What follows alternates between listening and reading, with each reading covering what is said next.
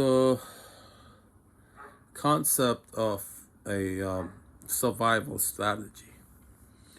Okay, now, so those of us, me included, who have been brought up in dysfunctional families, and then so you can look at that as not a bad thing because I feel I'm stronger and wiser because I did. Now, there's part of me protests that because it doesn't believe that. Doesn't mean it's wrong. It's part of me thinks. So, a survival. So if you brought up in a household with one member or more, do not reason in a way that's logical. And they do not communicate. The communication isn't functional.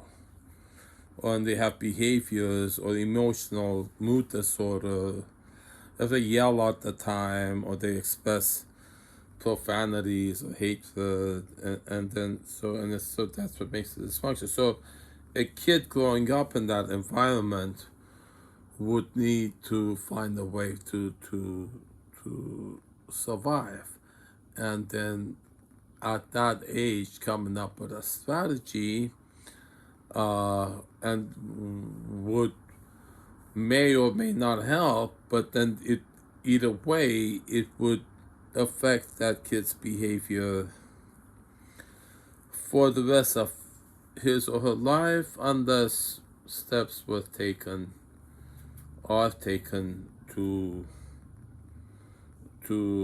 correct that. Now, one possible example of that is, say, if the kid was accused and blamed a lot and punished for behavior which in a way that didn't make sense. So this punishment and this would cause them to have the trauma. So they would have the trauma. They would have to find a way to cope with that trauma. So one way people cope with trauma is they feel better if they punish someone for the wounds that they got getting that trauma. And then so if the person was accused and threatened, they end up accusing and threatening people as a way of coping with the pain. And then what happens is maybe they end up in some situation where it's not an abusive relationship. It's everything is okay. They're having all their needs met. But because that behavior has been used so long, that survival strategy, that it is manifested even though it's not necessary or nor triggered.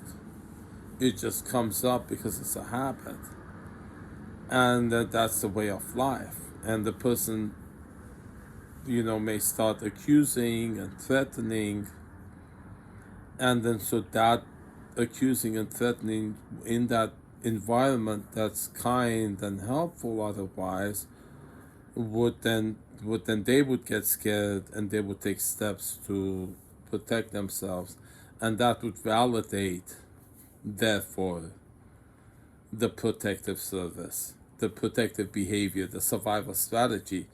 Because if then actions are taken against that person, those would justify, well, I need to do this to protect myself. You see?